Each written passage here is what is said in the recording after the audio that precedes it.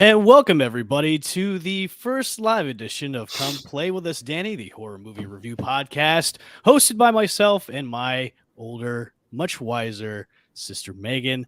How's it going, Easy. How's it going, everybody? Welcome into our first and probably last live show. What we're gonna do is we're doing an intro live show. We're just gonna get everybody's participation, talk about some reviews and movie news today. But then after that, we'll probably just do pre-record. That way we can mess around with all the editing and stuff like that and make us look awesome and pretty. So if you don't know who we are Evan and Megan. We're siblings. We love horror movies. We love going and seeing them. And now we're going to critique them, give us our honest opinions, and then we're going to skewer movie news and upcoming movies, especially in the horror genre, because there's a ton coming out, and most of them are probably pieces of crap. So we're going to give you our undivided attention by skewering these movie news coming up. But anyways, if you don't know, just go to our social media pages. You can go to our YouTube page, which is at Come Play With Us Danny Show. You can go to YouTube right now, subscribe, and hit the notification bell when our newest episodes drop. Make sure to go to Amazon Music, Google Play, and also Spotify to subscribe to our podcast as well. Megan, how's it going tonight? Happy Taco Tuesday to you. Did you have tacos tonight? I did not have tacos. I did. It was white people taco night at our house. Did you have all the accoutrements? We had all the accoutrements and much more to make it a nice white people taco night at my house. White people taco night. That's fantastic. I love that. That's amazing. So you went to a movie today. You went out and saw M3GAN with the 3, and I must say that you had high hopes for this, didn't you? No, they were medium hopes. Okay, they're in a medium hope. They weren't really high. They were medium hope range. Because I know we talked about it on Friday when it was officially out, and I told you that right now M3GAN with the 3, by the way, is sitting pretty at a whopping 94% fresh, certified fresh on Rotten Tomatoes with an audience score of an 80%. So this movie is a hit with critics. It's also a hit with people, but it's not a hit with you. So I want you to give everybody that's listening in live your critique of M3GAN. Take it away, Megan. Review Megan.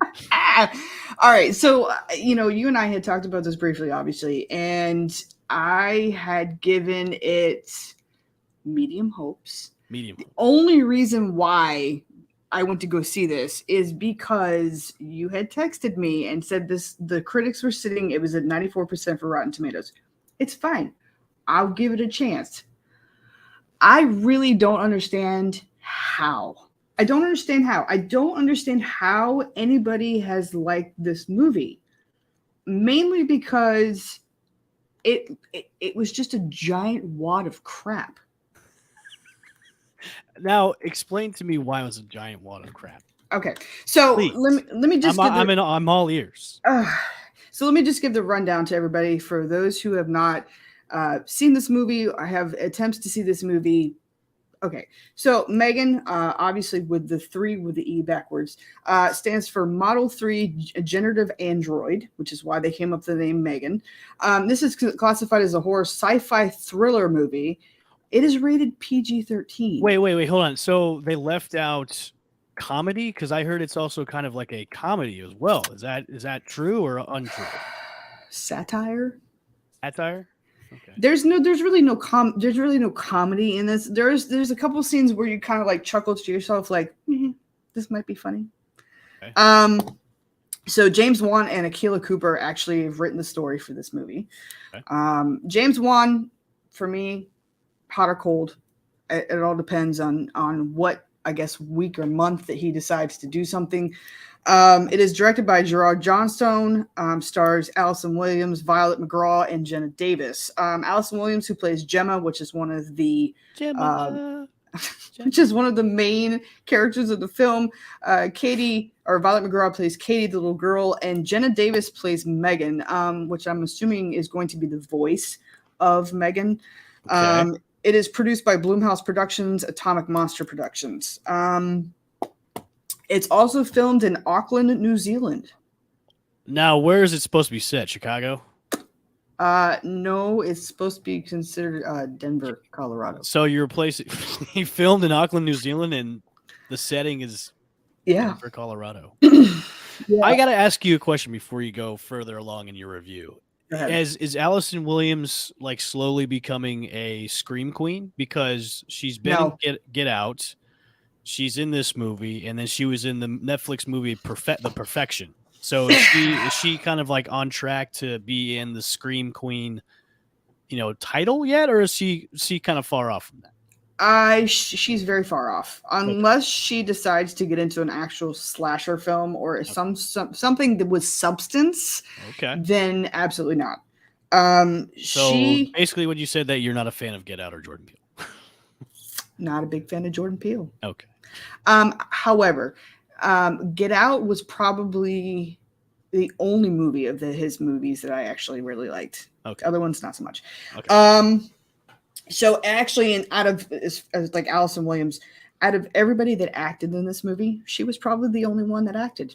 She is solid. She is a solid actress. I give her that. I mean, I wasn't a big fan of the show Girls on HBO, but I mean, for what she's done in movies, yes, pretty good. And she was on an episode of The League, and I'll give her all the props in the world if she's on an episode of The League. So she was on an episode of The League. Oh yeah. So again, with these people that have acted in this movie, I was not a fan of pretty much everybody that acted in the film except for Allison Williams. Okay. The guy who plays her boss, and for the life of me now I don't remember, Ronnie Chang. Where they got this guy, I couldn't tell you. He was probably the worst actor out of this film, which is saying a lot. It just went from like it just went from weird to what the hell, basically. I'm not quite sure what the premise was. There was a scene, like it started off kind of okay, and then in the middle it just took a left turn. Like what kind of left turn did it take? Did it go into a different genre, or did it just kind of like go, oh god, what is going on here? It just got progressively worse. Oh, okay. There was no substance to the film. It was like somebody had a bunch of ideas and threw it all on one type of movie, basically. Mm-hmm. And everything happened way too quick. Okay.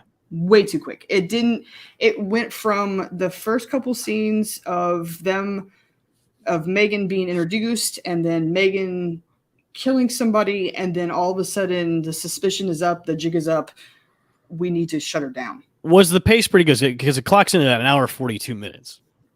So, I mean, is that why?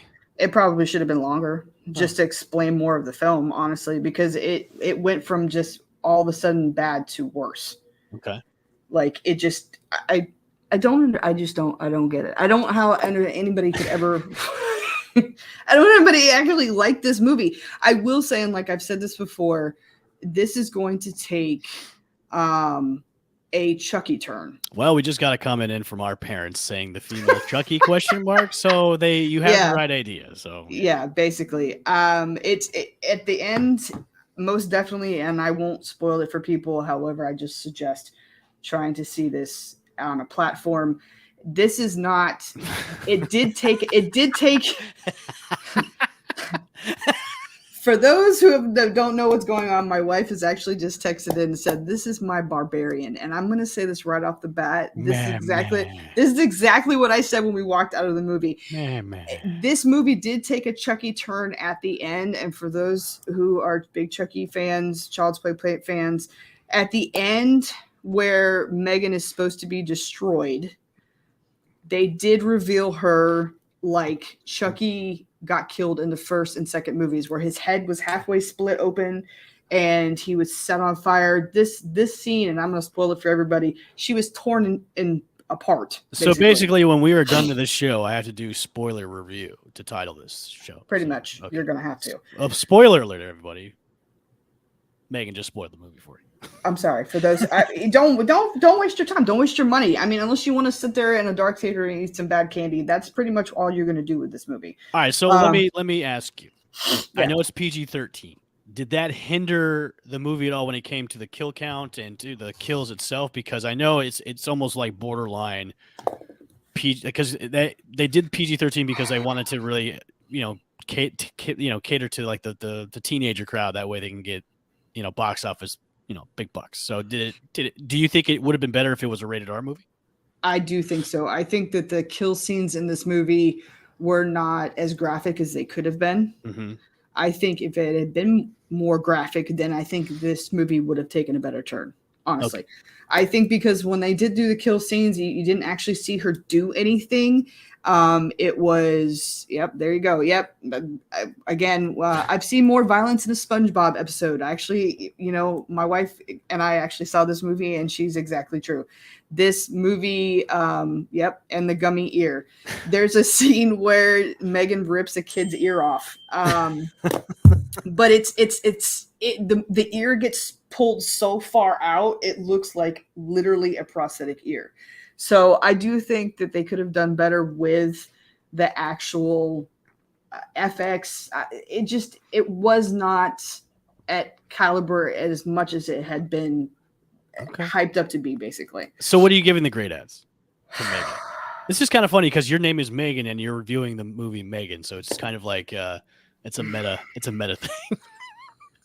Can I give a quote which will sum up? M3GAN, this is our live show. You can do whatever you want. So, all right. So, for everybody knows, as of January 9th, this box office hit in the theaters in U.S. so far as. Hold on. Before you do that, because that spoils my first movie news. You can't do. Okay, well then I won't do that. Okay. So I'll just go ahead and do the quote that I found. So it says, this is from this is a woman who worked for the Independence, which is a movie review company, also Clarissa Laughlin. She said, maybe not as shocking as Malignant, for those who haven't seen this film, which is a very good movie, but it feels exactly like watching Mean Girls Queen Bee Regina George if someone had given her a knife and a death wish.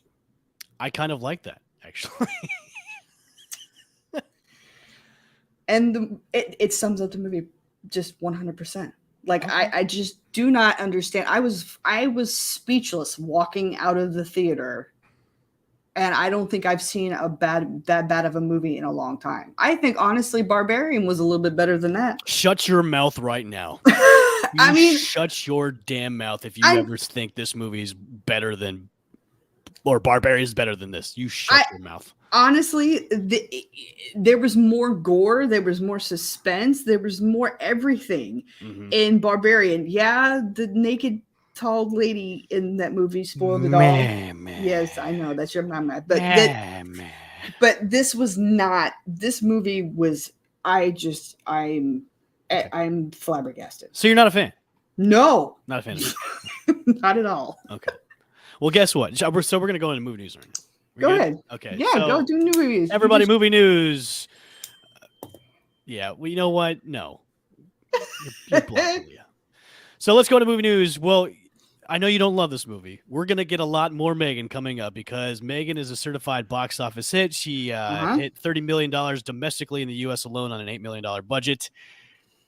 M3GAN 2 is already in production already. So we will be getting a lot more M3GAN coming up. So here's the deal with this one. So it is a certified hit. I mean, obviously the budget of this was really low. They made a ton of money. There may be an uncut version of M3GAN coming out, possibly on streaming or DVD, or any kind of DVD or streaming services where there's an uncut version of this film that could be possibly coming out. But the sequel, they might go into the R realm for the sequel for M3GAN. So M3GAN, there's going to be more M3GAN coming up in the near future. I apologize. It's fine, but here's the thing, though. I can see this because how they left the first movie, and I'm just going to spoil this. I'm just vomit it all over the page. How they left this movie was, so Gemma, who is one of the lead characters, she works for this AI company basically, and they make toys. And in the first scene, they have knockoff Furbies. For those who remember what a fuck a Furby is, they have knockoff Furbies. And so her whole house is hooked up to this one thing, like an Alexa. It's called Elise. I love you. God, I hated those things. Love you. So her whole house is hooked up to Elise. Halfway through the movie, M3GAN hooks up into Elise. Okay. So at the end of the movie, She is self-aware and will control the whole house. When the door is open, Elise, which is this little black blobby thing at the door, turns and her head lights up. Okay. So yeah, of course there's going to be a second one, but it better be better than this one. Just yeah. Go ahead. Okay, it's all right. It's all right. Oh yeah, and so we discussed the movie Renfield at one of our previous shows, and yes, I know you weren't looking forward to Renfield because you thought it looked kind of stupid in the trailer. And of course, I'm a fan of Nicolas Cage, and I think him as Dracula would be fantastic and awesome. We watched the trailer. You didn't like it. I did.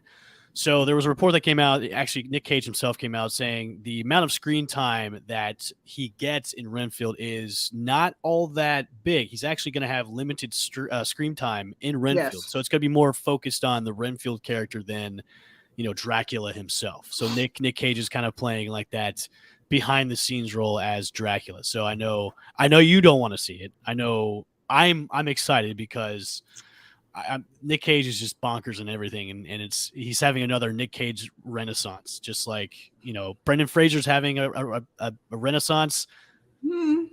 So is Nick Cage. Okay. I'm sure he'll eat flies. Yes, Mom and Dad. I'm sure he'll eat flies. So yes, I'm sure he will.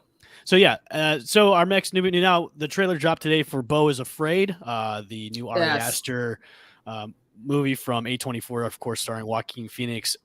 What was your thought? So this movie looks bonkers, by the way. I first thought it was okay. Ari Aster, you saw Hereditary, you hated it. Midsommar, not a big fan. I'm a fan of Ari Aster. I like both Hereditary and Midsommar. Now watching this trailer, I thought it was a comedy. Like it looks like a bonkers comedy, but now the latter half of the trailer, it just flips all kinds of scripts, and it's just like almost like a fantasy horror movie.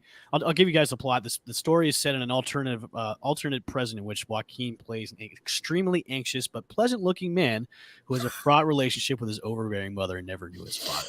Now, I will say this: the kid that plays like the younger version of Joaquin looks like a younger version of Joaquin. That was like almost spot on, except for the cleft lip.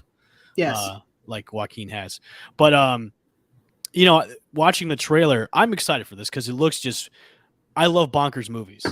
And I think that's maybe why some of our tastes are a little bit different when it comes to movies like this. And Ari Aster's take on movies are a little weird and a little bonkers. So when I watched the trailer for this, I was like, I'm extremely hyped because this just looks out of control madness when it comes to a movie like this. And especially when you have Joaquin Phoenix, who's a great actor as it is. So I don't know. What did you think of the trailer? So the trailer actually has me a little bit intrigued, only because it has. I've been watching it on all the other people that are putting it out, that nobody really kind of knows what the movie's about, and they're getting a lot out of nothing is basically what they've said. So I probably would give this a chance just to kind of see what it is. I am a big fan of Joaquin Phoenix, and he's done some really odd movies. So I thought it was kind of a satire horror comedy, maybe. Okay. So I think possibly that might be some of that. I'm not quite sure, but I will give it a chance just because I like Joaquin Phoenix. So to answer Aaron's question, Aaron, we actually did review Black Phone earlier in our show. So if you go to our anchor.fm page or our Spotify, you can catch the Black Phone episode, which is episode 7 on our Spotify page. So go check it out. You'll be happily listening, I guess. Yeah. So yeah, we did review Black Phone not too long ago. So, our next movie news. Now, Megan, you remember the 1980s kind of, you wouldn't really consider this horror, but on a man's point of view, it is kind of a horror-esque kind of deal. Remember Fatal Attraction? Yes. Glenn Close, Michael Douglas. Well, Fatal Attraction is coming to streaming as a TV series, which this will be a reimagining of Fatal Attraction. The show is going to be starring Joshua Jackson of I Don't Want to Wait for Our Lives to Be of Dawson's Creek, and of course the Mighty Ducks, and Lizzie Kaplan, who you've seen in so many movies. She's great. And then Amanda Peet is going to be playing the Glenn Close character. Yes. Wow. Although, which is kind of, I don't know if I like that or not, because I don't know if Amanda Peet can pull off crazy. I don't know. What do you think about the casting of this? Joshua Jackson, yes. I don't want to wait. I just said that so you could sing that again. I mean, Amanda P, I don't know. She's gonna have some really big shoes to fill. Huge Because Glenn Close was really good in that movie. She got an Oscar nomination for that. Yeah, she did. So she's gonna. I mean, I don't think I've ever seen Amanda Peet have a crazy role. She's never played. She kind of did. You remember that show Dirty John? So she in that Dirty John. I think it was season 2. She played a disgruntled housewife, which was based on a real story. So she has played crazy, but this is like you're ramping up craziness when it comes to the Glenn Close character. If that's the angle that they're trying to do, because if this is a reimagining, then is she going to be Glenn Close crazy, or is she going to be a different type of crazy? I mean, I'll give it a shot. I mean, either which way, I'll give it a shot. I mean, Joshua Jackson is always a good, he's always a good actor. So we'll see how that goes, basically. So for those who have not noticed, Evan just kind of switched cameras on you. That's what happens when you have small children. My niece is probably in the room at this time. There, just to give everybody and we're back again. There we are. Sorry about that. It happens when you have small children that want a banana before their bedtime. That's fine. I just explained that. So yeah, the Fatal Attraction show will be up, I believe, on Paramount Plus later on, or should be happening pretty soon. Do you watch Netflix, Meg? I actually canceled Netflix, but I do keep up with the shows that have been on it. Have you ever watched the show You? I've seen 2 episodes. Okay, so you fans out there, You season 4 will be starting up on February 9th. Of course, You, if you know who it is, it's about Joe, he likes to stalk people and just slice and dice them. You season 4 is coming up pretty soon. I've watched You. First, I thought it was a really hokey romantic show, and then I kind of saw the psychological horror elements too, because he slices and dices people. And then in season 2, like he has his girlfriend like slice and dice people. Like a nice Dexter? Yeah, he's almost like a nice Dexter. Okay. Yeah, he is. He is. Okay. But the thing is, he changes his own personas. He changes who he is. But unlike Dexter, who's Dexter, Joe, like he kind of he switches it up. He changes his name. But so February 9th, You will be back up. Okay, that sounds exciting. How are you about video game adaptions? Ooh. So video game adaptions, you have to be spot on with me, because otherwise I'm gonna rip it apart. Why? What do we got going on here? So it looks like. Please let this be good. It's. We'll save it for another show. We'll save it for another show. You know why I'm saving it for another show is because this last bit of news you're gonna love. We've all seen Grindhouse, right? Parts 1 and 2, Death Proof, and yes. So you remember all the fake trailers that they put in? Yes, I know where you're going with this, but go ahead. Which one was the best? There's a lot of them. There's a lot of them. I like the Thanksgiving one. Well, you are guessing right, because it has been announced that Eli Roth will be behind the camera for a full-length feature version of Thanksgiving. Is finally coming out as a full-length feature movie. That's fantastic. When this bit of news came out, I was like, it's about freaking time. It's about time we get a Thanksgiving movie, because out of all the now listen, all the trailers for Grindhouse were fantastic. They were all great. Like they could all be movies of themselves. Especially Werewolf Women of the SS. That was another Nick Cage one. But I think Thanksgiving had the most potential of being a full length, because it just looked like a movie that could be coming out pretty soon. Like just the way it was filmed, like it was the dirty 70s Grindhouse look. I mean, it had like the almost cheesy killer like they did back in the 70s and 80s. So, I think for a while there, people were just like, why hasn't this become an actual horror film? And I know Eli Roth has come out a few times saying, look, it's not the right time, or, we don't have the right script, but finally it is coming out. Thanksgiving is going to be a full-length feature movie. That I would actually see because I'm a big, huge fan of Eli Roth, and everything that he's basically done. I've never really been disappointed. Have you? I You have. been? Which Which one? Which movie? I've been disappointed by him with Hostel Part 2. I was disappointed with. Okay. Only because he could have done so much more with it. Okay. You know what I mean? And then I didn't like the Green Inferno. Okay, see that I will actually agree with you. I was not a big fan with Green Inferno at all whatsoever. That movie, that if anybody's ever liked B movies, that is a movie that you could most definitely be. That is just a movie where you can actually see the fake, The fakeness of it. The complete fakeness of it. Yeah.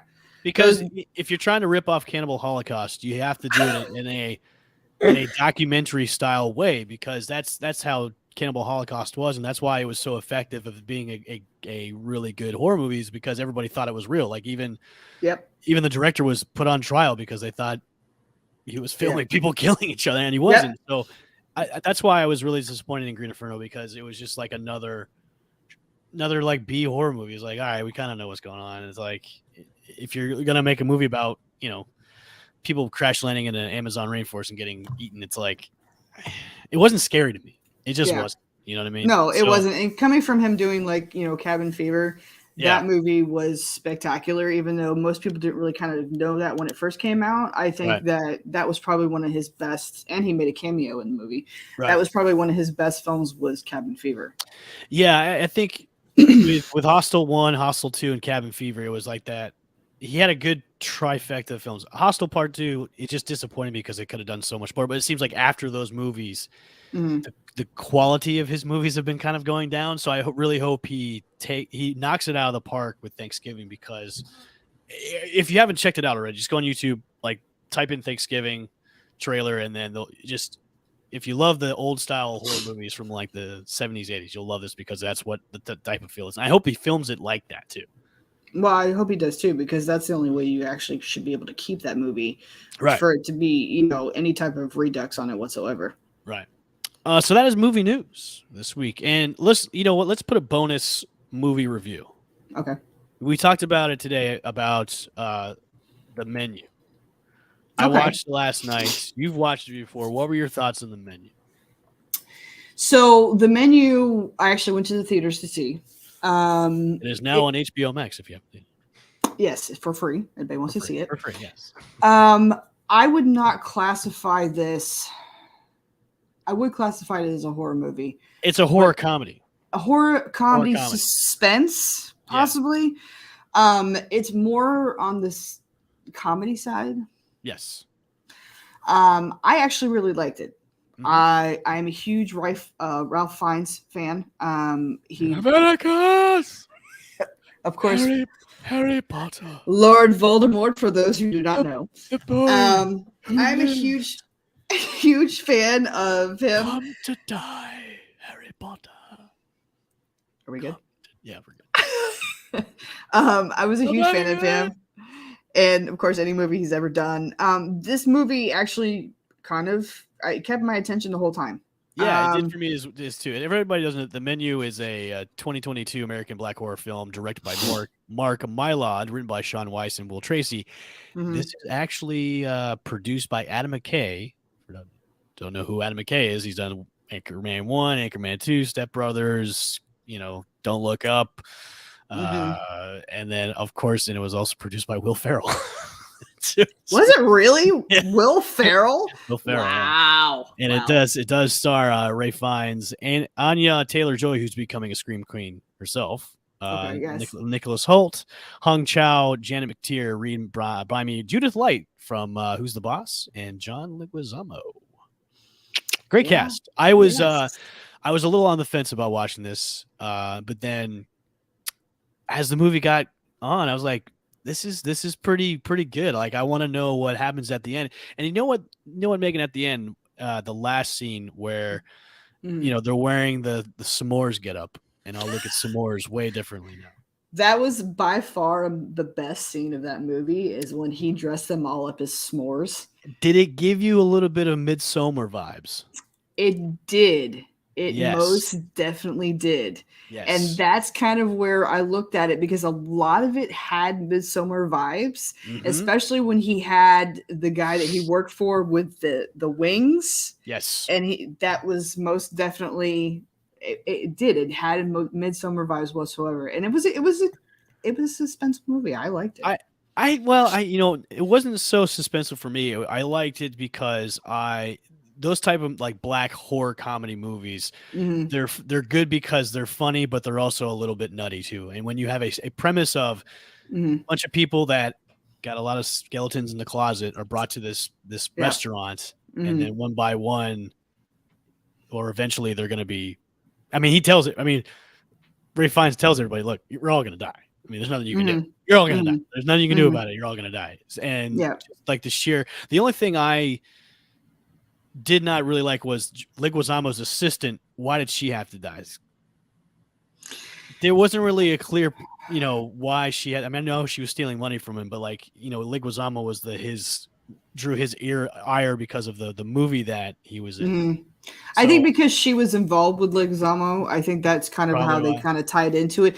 The only reason that Anna Joy was not, it was A, she wasn't supposed to be there, and B, you're not supposed to be here. You're not on the menu. She found the loophole, for those who have seen it. She found the loophole of how to get out of the situation. She actually just order a cheeseburger and say you enjoy it. Yeah, she basically asked him to make something that he really loved to do, because, and if for those who've seen the movie, he basically had lost all passion of cooking because of these people, and they're the ones that have basically helped him with the downfall. So, she was the one who found the way of making him happy, and he was like, you know what? You're out. We're going to get a cheeseburger. I can't. Harry Potter, the boy who lived. So originally, Harry Potter himself was going to be in the movie.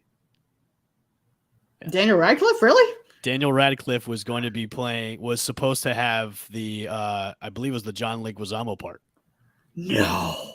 Yeah. So that would have been funny. Yeah, it would have been funny if, or maybe it was the Nicholas Hoult part where he played like the really asshole dude. Like that would have been funny though. Like at the point they had another face off. This is my time, everybody. I can't. Yeah. I really do think though that Nicholas Hoult did play a perfect part. Yeah, he did. He was great as like the douchebag guy and the thing about this movie too was it really kind of riffed on kind of like the culture where we're at today with like influencers and social media and stuff like that, where, Nicholas Holt's character was, thought he knew everything about food, and then when it was come time to make some food, like he just really you should go hang yourself because it was that bad. Okay. Sorry. I kind of wanted every time to I see Ray Fiennes, I'm just gonna have to do Voldemort. I know it's fine. It's fine. We've come to the situation. I kind of want to know what he whispered in Nicholas Holt's ear. I think it was you should go hang yourself. It was that bad. It was shit. Go hang yourself.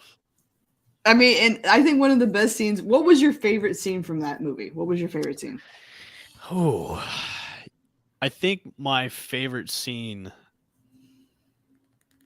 Man, there's a lot because that movie is just chock full of just like kind of like, whoa, okay, this stuff's going down.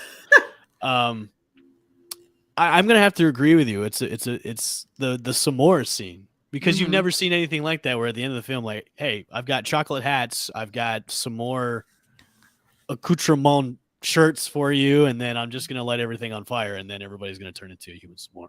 So my other favorite scenes where they told the women to go back inside the restaurant, and had the men run into the woods and had the other chefs chase them. Here's your egg for being the last one to be caught. He's like, fuck. He eats it. Yeah, that was pretty funny. Yeah. Those two scenes were probably the best scenes of that movie, and like I said, it captured my attention the whole time that I watched that movie, which is a good thing, because once you start losing interest, that's it. I'm done. There wasn't a time where I lost interest in the movie because there was so much going on, and I loved how they set up each course too. where even at the end when, you know, they would describe like each course and they would say, you know, part like something, it was the mess or whatever, and then it was like R.I.P. to the chef that killed himself. And then when it was the s'mores part, it was like cooks, customers, and like it was so twisted the way they put up like what was the ingredients of each dish. I thought that was pretty funny as well. So and I thoroughly, like I said, I thoroughly enjoyed that movie. Can we touch on just real quick?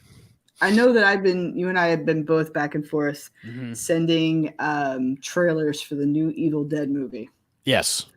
So again, when we went to the movies tonight, they did play the Green Band trailer for Evil Dead, which I'm sorry, if this movie does not live up to expectations, I may just stop watching movies altogether because this has been promoted so much and so well. Because now, for those who have not seen, and there are 2 trailers out for Evil Dead Rise.